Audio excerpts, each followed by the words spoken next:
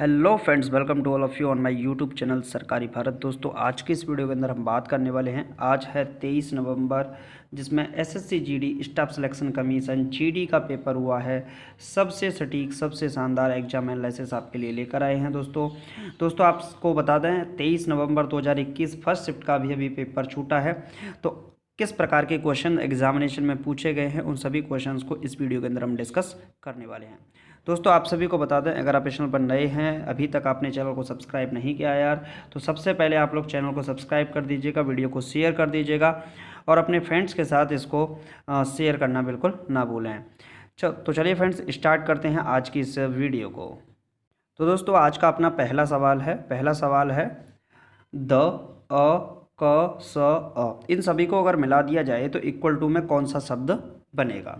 तो ऑप्शंस है हमारे द, क, स, दक्ष, दक्ष, दाग। तो इसका सही जवाब कौन सा होगा? तो इसका सही जवाब होगा दोस्तों दक्ष। ऑप्शन नंबर थर्ड आपका सही जवाब हो जाएगा। देखिए, द यहाँ पर आधा दे रखा है हलंत के साथ, और फिर अ है तो द पूरा बन जाएगा।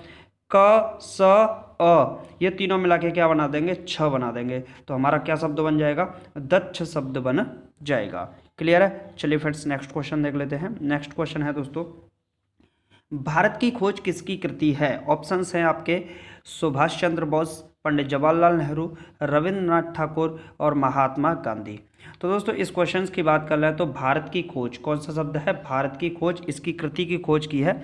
इसको इंग्लिश में भी बोलते हैं discovery of India. 10th class में ये चैप्टर भी हुआ करता था पहले यूपी बोर्ड के अंदर, डिस्कवरी ऑफ इंडिया। तो ये किसकी कृति है? ऑप्शन नंबर सेकंड आपका सही जवाब हो जाएगा, पंडित जवाहरलाल नेहरू। पंडित जवाहरलाल नेहरू की कृति है भारत की खोज। चलिए फ्रेंड्स, नेक्स्ट क्वेश्चन देख लेते हैं। नेक्स्ट क्वेश्चन है दोस्तों, दिए गए विकल्पों में से कौन सा विकल्प मुहावरे का अर्थ दर्शाता है? तो मुहावरा क्या है? सब्ज बाग दिखाना। क्या है मुहावरा? सब्ज बाग दिखाना। तो इसके ऑप्शंस हैं सब्जियों के बाग दिखाना, हिम्मत बढ़ाना, झूठे वायदे कराना या हरे भरे उद्यानों की सैर करना।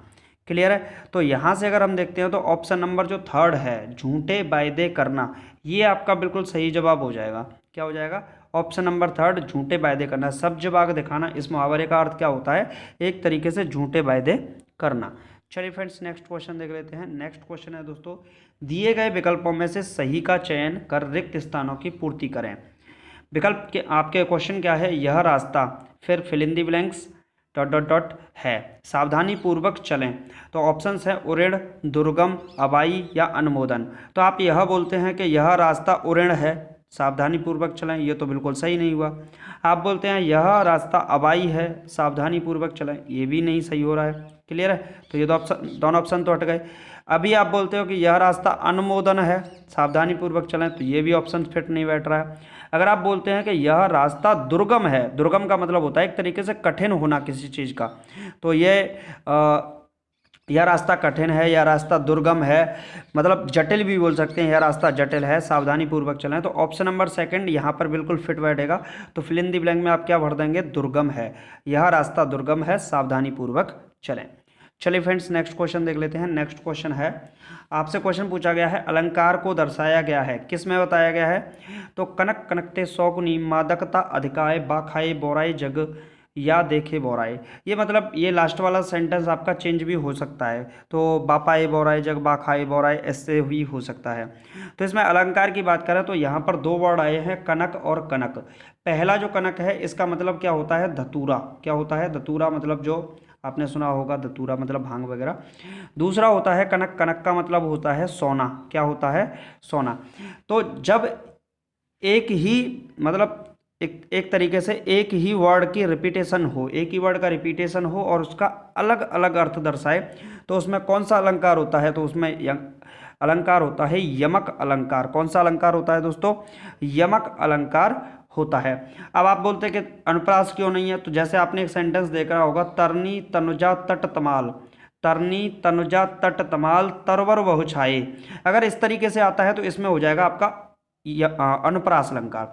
मतलब एक ही शब्द की बार बार पुनरावृत्ति होती है, एक ही वर्ण की बार बार पुनरावृत्ति हो, एक ही शब्द की बार बार पुनरावृत्ति हो, तो उसमें अनुप्रास अलंकार होता है। तो यहाँ पर तो हो जाएगा आपका यमक अलंकार इस वाले क्वेश्चन का।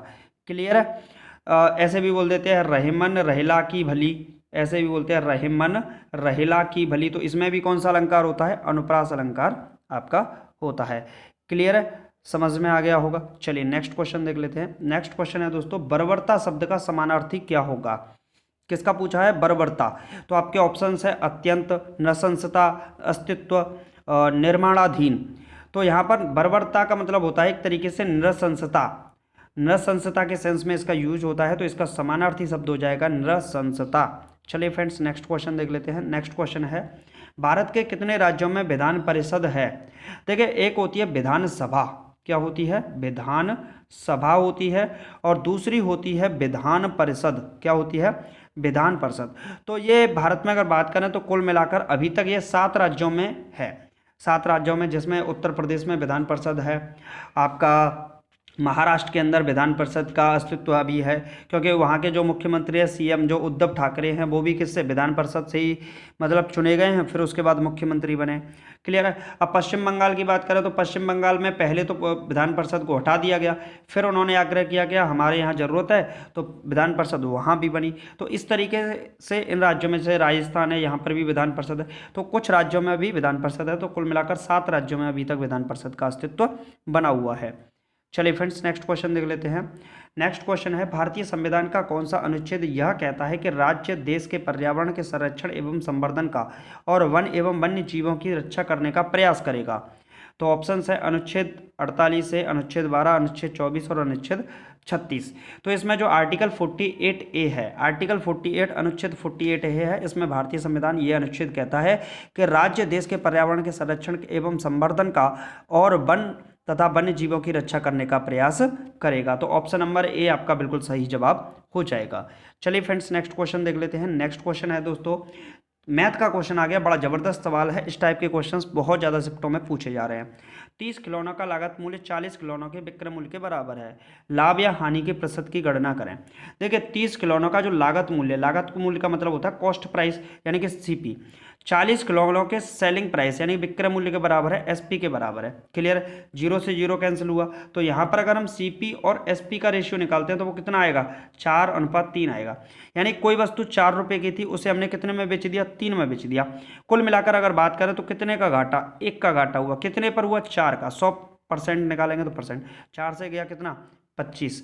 तो 25% को हमें क्या हो गया यहाँ पर, 25% का हमें यहाँ पर आपका क्या देखना पड़ा, लॉस देखना पड़ा। तो ऑप्शन नंबर कौन सा हो जाएगा, तो ऑप्शन नंबर 4 में दे रखा है 25% का लॉस। क्लियर है। चलिए फ्रेंड्स नेक्स्ट क्वेश्चन देख लेते हैं। नेक्स्ट है, दो संख्याएं 2 और 7 के अनुपात में है, यदि उनका समापवर्त्य 42 है तो दो संख्याओं का गुणनफल क्या होगा। देखिए दोनों संख्याओं को हम मान सकते हैं 2x और 7x।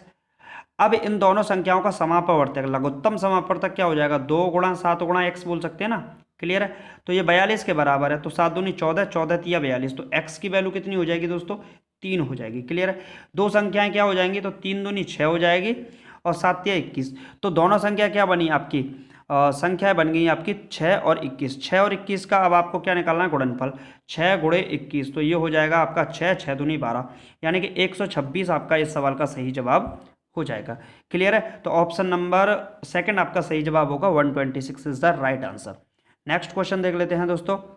नेक्स्ट क्वेश्चन क्या है, 132,468 यानी कि क्या दे रखा है आपका, 1,32,468 में 3 के अंकित मान और स्थान मान का योग का पता लगाएं। देखिए बहुत आसान सवाल है। इसमें अंकित मान का मतलब जो 3 है वो 3 ही होगा। स्थानीय मान का मतलब क्या हो जाएगा, जो 3 है उसके बाद कितने नंबर आ रहे हैं, 4, तो 4 जीरो आप जोड़ दीजिए।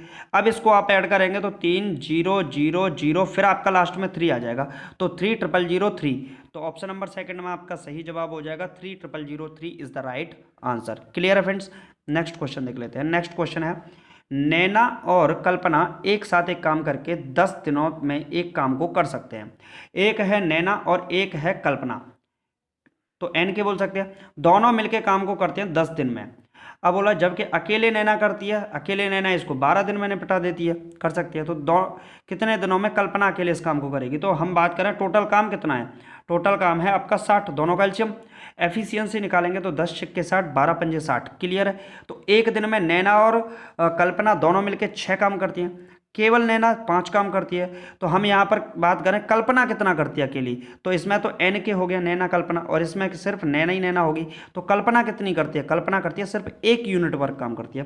तो 60 काम को करना है कल्पना को, कल्पना की एफिशिएंसी 1 है, भाग लगाएंगे तो 60 ही आ जाएगा, यानी 60 दिन में आपका कल्पना इस काम को निपटा देगी। क्लियर है। तो ऑप्शन नंबर कौन सा हो जाएगा, ऑप्शन नंबर सेकंड आपका इसका बिल्कुल सही जवाब हो जाएगा।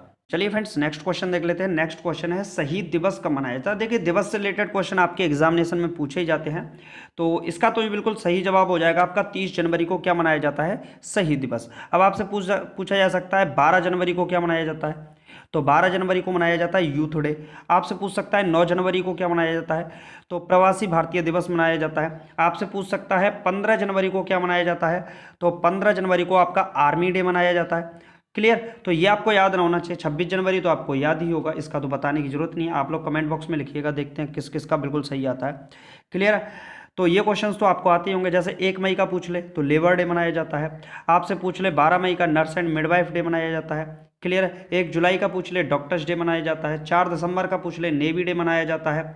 क्लियर है। 29 अगस्त का पूछ ले मेजर ध्यानचंद का जो जन्म दिवस है उसे मनाया जाता है। स्पोर्ट्स डे खेल दिवस मनाया जाता है। क्लियर है। 8 अक्टूबर को एयरफोर्स डे मनाया जाता है। अब आप लोग बताइएगा कि पराक्रम दिवस किस दिन मनाया जाता है, कौन सा पराक्रम दिवस किस दिन मनाया जाता है। ये इसी साल से स्टार्टिंग हुई है, मतलब पिछले साल से। तो आप लोग बताइएगा ये कब मनाया जाता है। क्लियर है। चलिए नेक्स्ट क्वेश्चन, ये रीजनिंग का क्वेश्चन आ गया भाई। श्रृंखला से संबंधित अक्षर को ज्ञात करें। NMKHHIKNUTRO, तो इसको ये लिखा जाता है, तो इसको क्या लिखा जाएगा, ऐसे पूछा गया है। तो एन को देखा तो 14 पे आता है, एच 8 पे आता है, कुल मिला के 6 की घटोत्तरी हुई है। एम 13 पे आता है, आई 9 पर आता है, कुल मिलाकर 4 की घटोत्तरी है। तो 6 की घटोत्तरी 4 की घटोत्तरी। यू आता है 21, 21 में से 4 घटाएंगे तो 17, 17 पे आएगा। क्यों 6 घटाएंगे तो 6 घटाएंगे तो 15, 15 पर आएगा क्या, MNO आएगा। क्लियर है। टी आता है आपका 20 पे 5 घटाएंगे तो 15, 15 पे आएगा आपका ओ ही आ जाएगा, तो ओ। के आता है कितने पर, के आता है आपका JK, यानी कि 11 पर, और के की जगह पे के ही लिख रखा है, तो यहाँ पर हम आर की जगह पे आर ही लिख देंगे। क्लियर है। यहाँ पर हम देखें एच की जगह पे एन, यानी कि प्लस का 6 हो रहा है, तो यहाँ भी ओ में प्लस का 6 कर देंगे तो 15 और 6 21, 21 पर क्या आ जाएगा, यू आ जाएगा। तो OORU आपका बिल्कुल सही जवाब इस सवाल का हो जाएगा। क्लियर है। चलिए नेक्स्ट क्वेश्चन, ये क्वेश्चन हम लोग आप लोग के लिए छोड़ते हैं, देखते हैं कौन कौन स्टूडेंट इस सवाल का बिल्कुल सही जवाब दे पाएंगे। अगर आप लोग इस चैनल पर नए हैं दोस्तों, अभी तक चैनल को सब्सक्राइब नहीं किया है, तो यार चैनल को सब्सक्राइब करना बिल्कुल ना भूलें। तो चलिए फ्रेंड्स मिलते हैं नेक्स्ट वीडियो में। Thank you for watching this video. जय हिंद, जय Bharat, take care, bye bye, love you to all.